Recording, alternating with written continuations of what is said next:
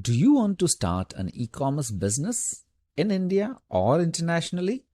Well, you are at the right place because in this channel, over the next couple of days, we are going to talk only about e-commerce, which is one of my favorite topic. As you know, I have started an e-commerce store which failed. Then I started again, which is making about 2 lakhs per month of revenue every single month. And I know a thing or two about e-commerce, so I'll share all my learnings with you guys over the period of the next couple of days. So we'll go through, I think I have already covered product research strategy. You can go ahead and watch that video. I'll link it right here. And I'll go through store setup and marketing, fulfillment, and so many exciting things. So if you are into e-commerce, then you might want to subscribe to my channel.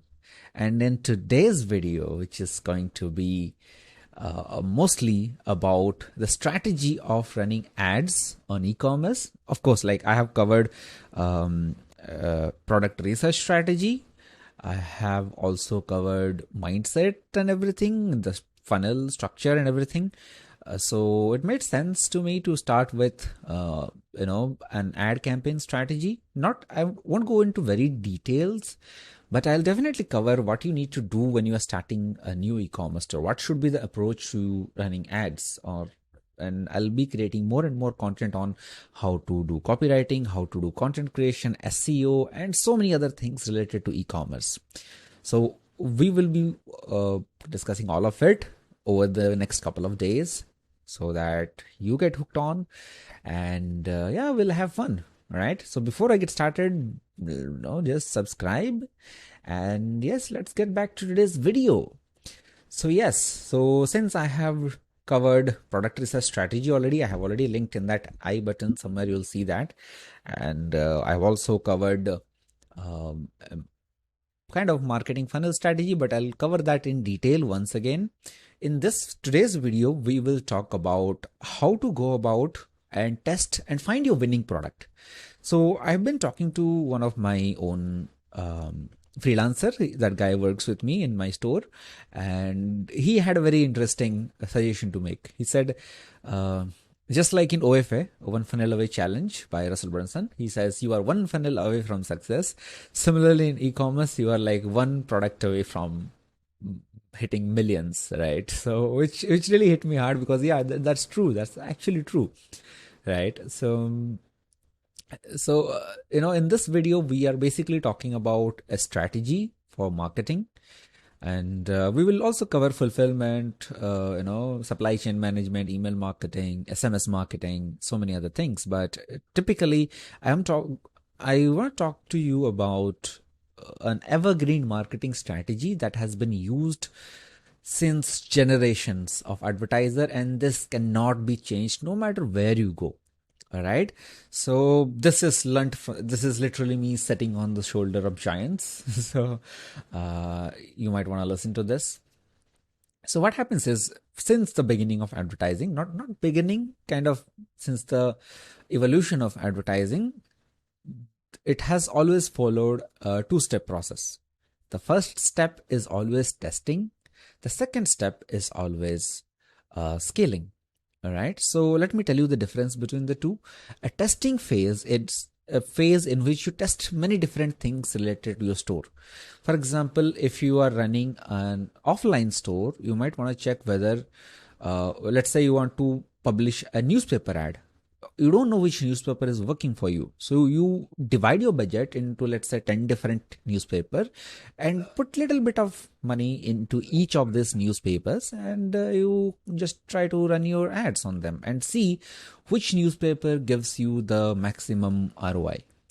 That is the testing phase. Now, you might want to test with different numbers, different coupon codes to figure out which newspaper is working for you.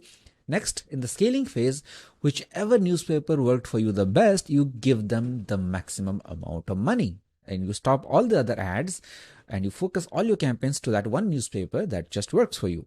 That's the scaling phase. That's the traditional method of doing it. Now, how do you do it in online digital media? All right, when there are so many products to advertise, right? So in that case, there are multiple factors when it comes to e-commerce. You might have a 10 product store and you don't know which product is going to win. All right. In that case, there are obviously some metrics to figure out the possible winning products, but it always comes down to testing new products to figure out the most winning ones. Okay. So when you are testing different products, I would suggest to go with, let's say, Facebook or Google ads, but start with a minimal budget on different accounts. For example, if you are running Facebook ads, you are not sure which interest will work for that particular store. You might want to try different interests on a very minimal budget. There is an excellent way of doing it in Facebook, which is called campaign budget optimization, which lets you test your ads very efficiently, the prospecting ads. Okay. So you put little bit of budget in the initial campaigns on testing different interests, different ad copies, different landing page, website designs. So I'll give the testing phase for e-commerce roughly about 1 month. Within 1 month, you generally figure it out, which landing page is working, which kind of copy is working, but you have to be consistent at it. And if you expect like you run ads today and tomorrow you are not going, tomorrow you are going to make millions, it's absolutely impossible. Some e-commerce stores remain in debt or even remain in a very flat line, as you can say, break-even position for a couple of months or maybe up to an year before they see any profits. There are certain niches like that. Okay, so there is a kind of risk involved when you are into e-commerce or in any kind of online business. If you are an entrepreneur, you have to take risks. I mean, there is absolutely no other way around it. Okay, you have to be a little bit risk pro in that. So what you need to do is you need to test different strategies, different ad copies, the ad creatives, different landing page copies, the landing page designs, the store designs. You might want to check out your branding, whether you are posting, whether your social media posting is up or not, whether your customer satisfaction rate is up or not. So when you're starting an e-commerce store, it is always a little bit of struggle. Okay. And there is a good opportunity behind that. Why? Because you figuring out the right kind of the sweet spot for your ad account, for your store, is a big opportunity for some other company to acquire your store. For example, if you're someone who is willing to sell your e-commerce store in the near future, what happens is if some big company is interested in you, they don't buy your store from scratch. They buy the processes you build, the customers that you have developed, right? The customers that you have bought in. So, it helps you to get a good exit if you have tested it properly. So in the testing phase, as I mentioned, optimize your ad copy, your landing page copy, your product, some products may not work for you, even if they work for everyone else, right? You optimize all of it in the testing phase and always put a little bit of budget. If you have, let's say, I don't know, I would suggest to start with Indian e-commerce with a budget of minimum like 30 to 40,000. So if you have out of 30 to 40,000, if you have a budget of, let's say, 20,000 for ads. Okay. So don't run more than 500 rupees of ad per day to test. And in testing phase, do not aim for a lot of sales. Aim for a lot of response from the audience. See whether you are getting enough impressions or not. See whether you are getting enough landing page visits or not. See you are getting enough add to carts or not. So you optimize each and every little thing, which gives you an idea about what your customer does and how they behave in your website. That being said, I also would like you to install a tracker plugin which tracks how the audience behaves, which pages they visit, how long they spend time on your copy or your landing page, and all of this. Just monitor everything. This is going to be gold when it comes to scaling phase. Now, once the testing phase is over, once you have found your sweet spot in advertising and conversions, next goal is to pull out the big guns. Now, till now, if you're spending like 30,000 per month on ads, once you have found the sweet spot, start spending more, maybe double it. Or I would ideally say there are obviously two ways of doing it. You can increase your ad budget gradually, which is a good idea all the time. But if you have really found your sweet spot, you know that your store has become a money-making machine. In that case, what you need to do is you need to go ahead and put a little bit more money. Let's say if right now you're spending 30,000 a month on campaigns in Facebook, and you have found your sweet spot, start spending 60,000 a month and see how the results turn out. And don't be disappointed if it is not up to the proportion. I mean, people say that, hey, like in 30,000, we are getting like, let's say 50 orders per day. But when we are increasing our ad budget to 60,000 per month, we are not getting 50 orders per day. We are not getting 100 orders per day. We are getting somewhat around 70 to 80 orders per day. I mean, once you scale, the rate of growth kind of declines because you are capturing all that market. But it's okay. As you keep scaling, the number game start playing off, you know. And talking about profit margin, I'll create a separate video how much profit margin you can keep for yourself. But ideally, I would suggest when you're starting out, keep a 20% something, 20 to 30% profit margin minimum.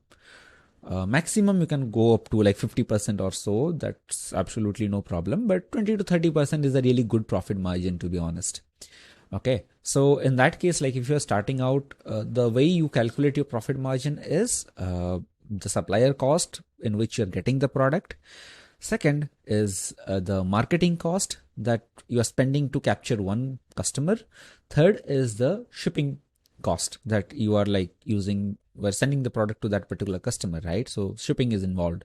So all in all, if let's say you are spending 500 rupees on collecting this particular order and shipping it and marketing, then I would suggest keep the product price at roughly around 600 to 700 rupees. I mean, that will give you a healthy margin to grow.